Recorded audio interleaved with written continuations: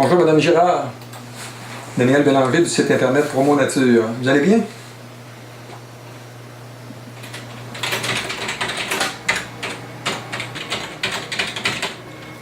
Je suis né à Saint-Théophile, dans la Beauce, juste sur le bord des lignes américaines. On est élevé sur une ferme, je suis le 10e d'une famille de 10. 8 gars, 2 filles. Sur une ferme, le seul problème que j'avais, ça a été d'avoir de la fièvre des foins. Donc, c'est pas évident. J'étais malade presque tout le temps.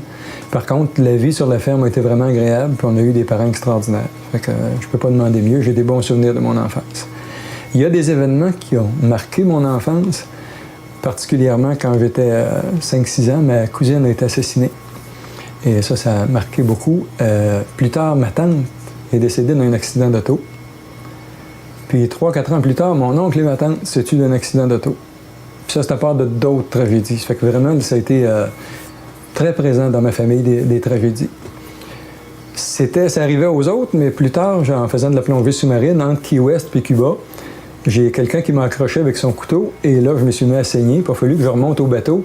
Le temps de remonter puis de retourner au bateau, ça a peut-être pris une dizaine de minutes, mais là, je savais que j'étais à travers les requins, en tout cas qu'il y en avait qui pouvaient me retrouver facilement parce que j'étais devenu un appât. Alors, le cœur me battait tellement fort, j'avais tellement peur de mourir, de me faire attraper. Comme dit l'expression, j'avais la chienne. Vraiment, là, comme c'est pas possible. Ce qui m'a marqué le plus, par contre, c'est quand mon père est décédé. Parce que là, la mort n'était pas juste proche, c'était la personne la plus proche de moi que je perdais. Puis là, je me suis posé des questions. C'est quoi qui arrive après? Où qui est rendu mon père? Ça me tourmentait parce que pour moi, là, j'acceptais pas ça, de l'avoir perdu. Puis, je voulais avoir des réponses, mais dans le fond, les réponses que j'avais au niveau de ce que j'avais entendu, ça cliquait pas tellement. C'est qu'au salon funéraire, on disait que grand-papa il était rendu au ciel, mais plus tard, on faisait dire des messes pour le repos de son âme. Fait que là, je disais, coudonc, papa, il est où? Il peut pas être aux deux places à la fois. Fait que moi, qui étais plus religieux depuis des années, ça finit que je suis parti aller m'acheter une Bible parce que je voulais avoir des réponses. J'avais toujours cru que la Bible, c'était la vérité. Fait que j'ai commencé à lire, puis j'ai ressorti un livre que mon frère m'avait donné plusieurs années avant, qui parlait des prophéties bibliques. Puis là, j'étais passionné de découvrir à quel point que la Bible était précise, puis il parlait des événements qu'on vit aujourd'hui, mais sous le regard de la Bible. Alors ça, c'était passionnant. J'ai arrêté, en fait, compte de lire la Bible quand j'ai parti une business. Ça devait être pour moi le rêve de ma vie, ça devait être un succès extraordinaire.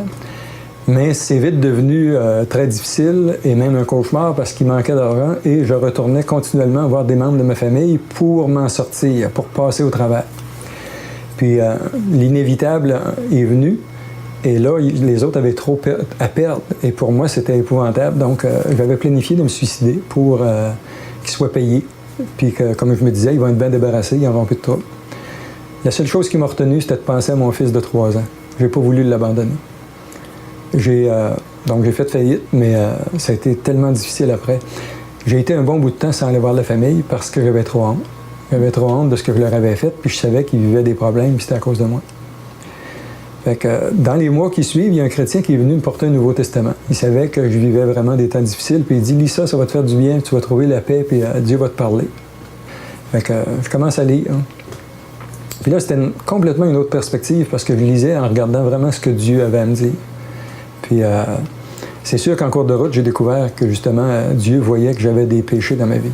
C'est un peu comme quand le soleil rentre dans une pièce et qu'on voit la poussière alors qu'on pensait que c'était tout propre. Donc là, je voyais que devant Dieu, j'étais pas si propre que je pensais. Ensuite, je réalisais aussi, j'avais toujours cru, moi, que j'avais fait assez de bonnes actions pour être correct, mais devant Dieu, ça prend un péché pour être un pécheur, comme pour une personne, ça prend un meurtre pour être appelé un meurtrier. Alors, j'étais obligé de me considérer pécheur, puis Dieu dit qu'il n'y a rien d'impur qui va rentrer au ciel. Fait que je ne pouvais pas me présenter devant Dieu comme ça. J'étais condamné à passer l'éternité loin de lui, puis ça me hantait parce que j'avais été malheureux tellement avec des circonstances de ma vie que je voulais être heureux, puis je voulais passer l'éternité avec lui. Mais là, je savais que j'étais perdu.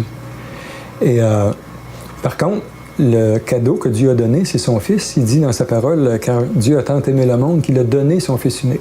Alors, je savais que Dieu avait donné son Fils pour moi. Puis, je voulais l'avoir, mais c'est comme quand on a un médicament, il ne faut pas seulement avoir la prescription, il faut le prendre, le médicament. Donc, il fallait que je reçoive le cadeau de Dieu. Et le 3 décembre 1991, je me suis mis en prière, puis j'ai dit à Dieu, ma vie est tellement une ruine, je suis perdu devant toi, puis je veux que tu me sauves, je veux te donner ma vie, prends ma vie, sauve-moi, transforme-moi. Et ce jour-là, un fardeau énorme est sorti de mes épaules, est tombé de mes épaules. Ma vie a été tellement changée par la suite. D'abord, la paix qui a régné dans mon cœur, que je n'avais pas connue depuis si longtemps. Et ensuite, l'angoisse qui est disparue. Et cette peur de la mort qui me harcelait au point qu'un jour, je m'étais acheté un revolver.